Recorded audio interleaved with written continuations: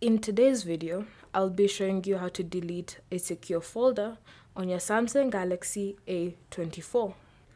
So first, if you no longer want to use your secure folder, what you'll need to do is just go to settings.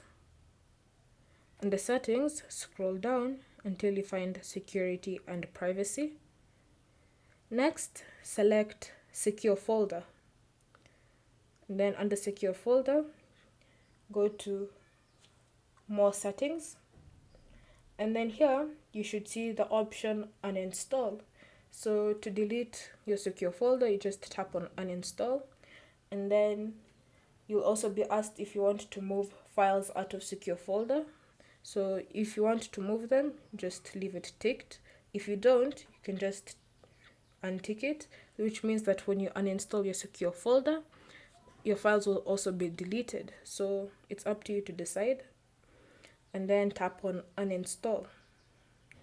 So once it's uninstalled, you can just go back to the apps drawer and you will no longer see your secure folder. It's not been hidden, it's been deleted.